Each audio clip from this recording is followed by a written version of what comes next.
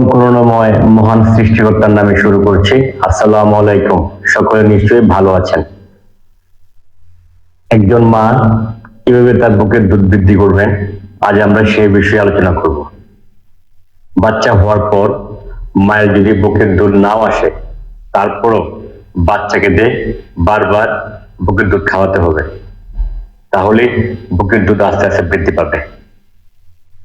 একজন নবজাতক বাচ্চা 2 ঘন্টা অন্তর অন্তর খাবে, মানে এটা হচ্ছে একদিনে কমপক্ষে 10 থেকে 12 বার তাকে বুকের দুধ খাওয়াতে হবে।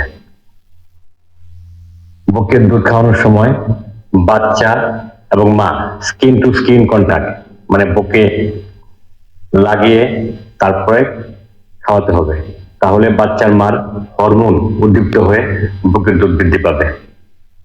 বাচ্চাকে খাওয়ানোর আগে মা তার স্তনকে গরম সেক দিলে দুধের প্রবাহ বৃদ্ধি পাবে। একজন মা অনেক বেশি পানি খেতে হবে, পানি, ফলের রস, ডাবের পানি,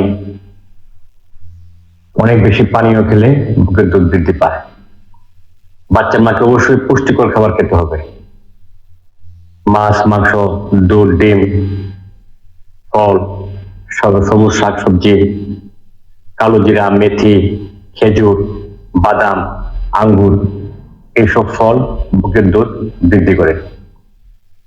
বাচ্চার মাকে অবশ্যই দুশ্চিন্তা মুক্ত থাকতে হবে এবং দৈনিক 8 ঘন্টা ঘুমাতে হবে। তারপরেও যদি বুকের দুধ বৃদ্ধি না পায়, তাহলে আমরা কিছু ওষুধ ব্যবহার করতে পারি, যেমন বাজারে domperidone, calcium with vitamin D, iron with zinc, এইসব ওষুধ পাওয়া যায়। এগুলা বুকের দুধ বৃদ্ধি করতে সহায়তা করে। পৃথিবীর সকল বাচ্চার সুস্থতা কামনা করে আজ এই পর্যন্ত শেষ করছি। ধন্যবাদ সকলকে। আসসালামু আলাইকুম।